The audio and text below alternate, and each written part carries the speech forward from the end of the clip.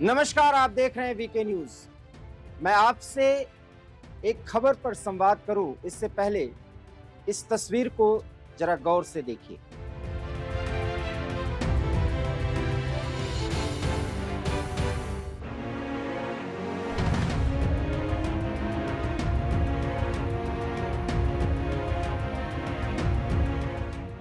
तो आपने देखा कि किस तरीके से ब्रिटेन के प्रधानमंत्री ऋषि सुनक भारत मंडपम में प्रधानमंत्री नरेंद्र मोदी के साथ मिलते हैं और मिलने के बाद इंटीमेसी से, बहुत अंतरंगता से कई मुद्दों पर बातचीत कर रहे हैं। बात यही नहीं, ऋषि सुनक भारत आए और भारत पहुंचने के बाद जिस तरीके से उन्होंने अक्षरधाम मंदिर में दर्शन किया, सनातन परंपरा का निर्वहन करने वाले ऋषि सुनक भारत में सनातनी प्रधानमंत्री के तौर पर मीडिया में छाए रहे। ये आपको लगता होगा कि ऋषि सुनक की चर्चा एक लोकप्रिय नेता के रूप में 140 करोड़ के आवाम के देश में 140 करोड़ आवाम के नज़र में और मीडिया की नज़र में सबसे प्रमुख थे। लेकिन क्या आपको पता है कि ब्रिटेन के अखबारों में ऋषि सुनक का भारत आना और उनके लिए जो राजनयिक मेहमान नवाजी की गई है उसमें उनके उपेक्षा की खबरें दी जा रही हैं। अब हम आपको बताते हैं कि इसके पीछे का कारण क्या है। सबसे पहले खबर जान लीजिए। ब्रिटेन का एक प्रमुख अखबार है गार्जियन, और गार्जियन के उस लेख में जो ओपिनियन बनाता है उसमें यह कहा गया है कि हु इज ऋषि, अर्थात हिंदी में उसका मतलब है ऋषि कौन है।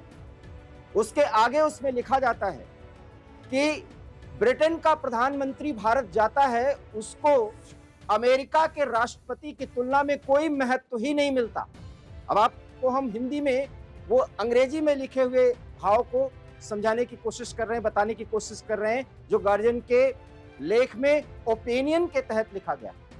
इसके बाद ये लिखा जाता है कि प्रधानमंत्री आवास पर बाइडेन का मिलना और उसे मीडिया में हाइप करना, ये स्थिति ऋषि सुनक की भी हो सकती थी, लेकिन वो कार्यक्रम ही बदल दिया गया। अब इसमें कितनी सच्चाई है आप समझ सकते हैं। अगर आप मीडिया से जुड़े हुए हैं या मीडिया की खबरों पर दिलचस्पी रखते हैं तो आपको सहज अनुमान लगा लिया होगा कि ये सब कुछ बहुत पहले से तय था कि 8 सितंबर को जो बाइडेन आएंगे और प्रधानमंत्री के आवास पर उनकी मुलाकात होगी।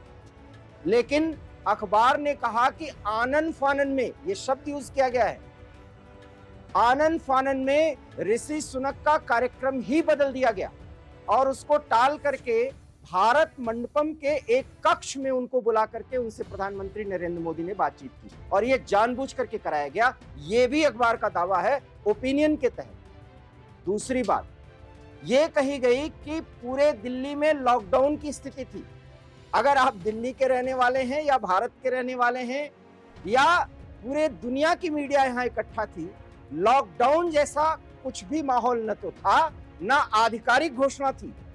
गार्जियन के ओपिनियन में यह बात कही गई है इस लेख में कि लॉकडाउन की स्थिति में ऋषि सुनक के मूवमेंट पे परेशानियां हुई और ये स्थिति आई कि वो एक रेस्टोरेंट में सपत्नी खाना खाने जाना चाहते थे, वो नहीं जा पाए। इसके आगे लिखा गया कि बिजनेस एग्जीक्यूटिव के साथ प्रधानमंत्री की मुलाकात होनी थी, उसको टाल दिया गया क्योंकि लॉकडाउन के कारण उन सबको रोक दिया गया।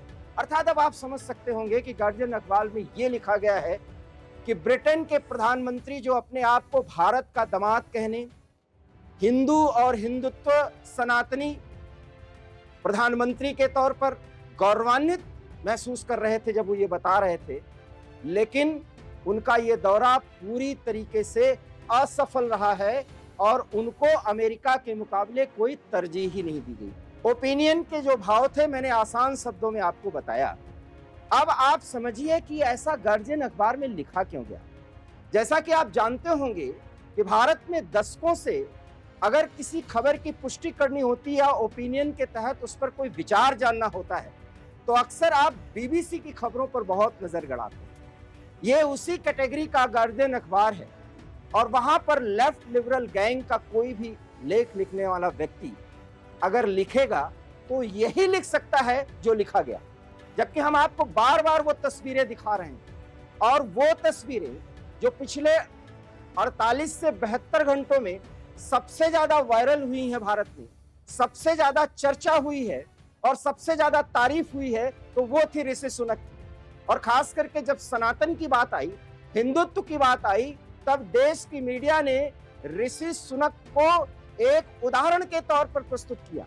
बात यही नहीं, हम आपको एक और वीडियो दिखाते हैं और एक क्लिप दिखाते हैं जिसमें बांग्लादेश की प्रधानमंत्री शेख हसीना वाजेद बैठी हुई हैं और ऋषि सुनक घुटनों के बल उनसे बहुत ही अंतरंग बातचीत कर रहे हैं। ये तस्वीर वायरल हुई, इसको बाकायदा शेयर किया गया और शेयर करने वाला एक व्यक्ति जिसका नाम आप सुनेंगे तो आश्चर्य में पड़ जाएंगे। कांग्रेस का वरिष्ठ नेता और एक प्रवक्ता के तौर पर वो व्यक्ति पिछले 1 दशक से कांग्रेस का पक्ष रखता रहा। उस व्यक्ति ने लिखा कि उदयनिधि अब तो समझो कि सनातन का मतलब क्या होता है। ये भाषा है। यहां पर सनातन परंपरा का निर्वहन करने वाला व्यक्ति अगर कोई है इस समय तो उसमें ऋषि सुनक का उदाहरण दिया जा रहा है, मीडिया से लेकर सोशल मीडिया में।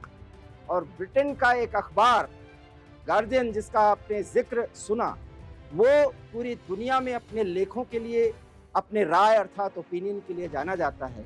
और वहां के अखबार ने ये लिखा है कि जो स्थिति सुनक की पहुंचने पर हुई और जैसा उनके साथ राजनयिक व्यवहार किया गया, वो सब कुछ ये साबित करता है कि भारत की नजर में ब्रिटेन की कोई अहमियत ही नहीं है।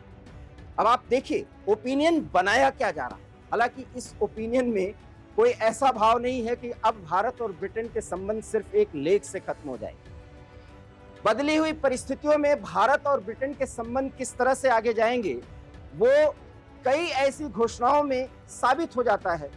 यहां तक कि क्लाइमेट चेंज पर जिस तरीके से भारत और ब्रिटेन ने हाथ मिलाया और बाइडेन को भी और फ्रांस जैसे देशों को भी मजबूर किया कि क्लाइमेट चेंज पर भारत और ब्रिटेन के रुख के साथ आगे बढ़ा जाए, और उसके लिए सबसे ज्यादा धनराशि का योगदान दिया तो वो भी ऋषि सुनक थे, जिसमें भारत की बड़ी भूमिका थी। ये किन्हीं 2 देशों के बीच एक बेहतर राजनयिक संबंध का सबसे बड़ा उदाहरण हो सकता है। लेकिन ब्रिटेन का ये अखबार जब लेख लिखता है तो उस लेख को बड़े चटकारे से प्रकाशित करने वाले और उस पर विश्लेषण भी दे रहे हैं। सवाल ये है कि क्या इस दुनिया में, इस देश की बात ही अब नहीं है, इस दुनिया में अभी भी राष्ट्रवाद या अपने धर्म को लेकर के अगर किसी व्यक्ति का कोई आग्रह है, उसका लगाव है, तो लेफ्ट लिबरल गैंग शब्द का मैं इस्तेमाल कर रहा हूं, क्या इसी तरीके से अखबारों के जरिए, सोशल मीडिया के जरिए, टीवी के जरिए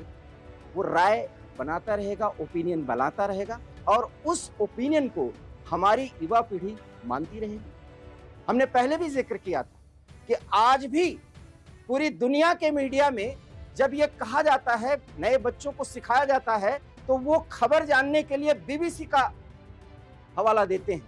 बीबीसी की खबरों को पढ़ना बहुत जरूरी समझते हैं।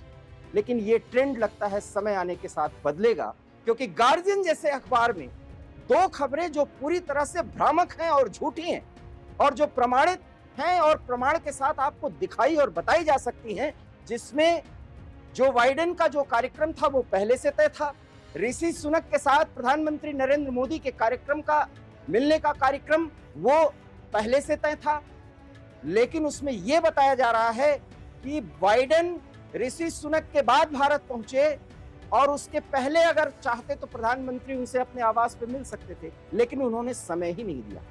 खैर, अगर आप देखें तो भारत को लेकर के आपको गर्व होगा कि अब वही ब्रिटेन जिसने हमारे ऊपर 250 साल तक शासन किया, आज वही का अखबार ओपिनियन बनाता है कि भारत के प्रधानमंत्री ने ब्रिटेन के प्रधानमंत्री को कोई तरजीह ही नहीं दी।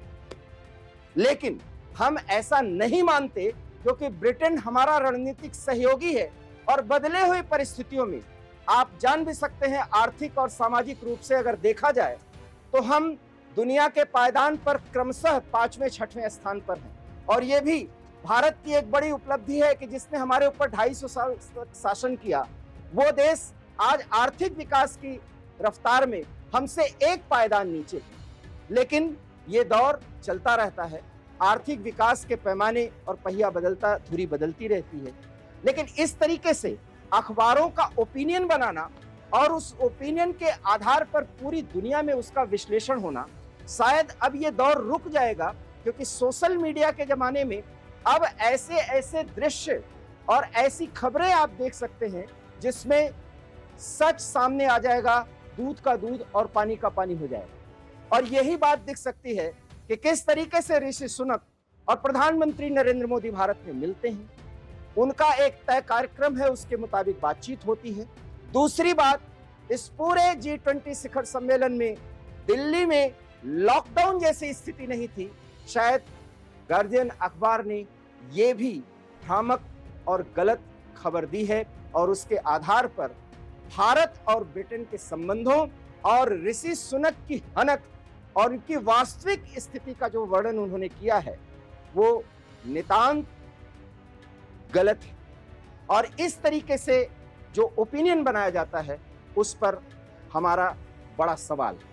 क्या आप हमारी इस खबर और इस विश्लेषण से सहमत हैं? अगर हाँ तो प्रतिक्रिया जरूर दीजिए। फिलहाल मुझे दीजिए इजाजत। नमस्कार। वीके न्यूज, राष्ट्र के नाम।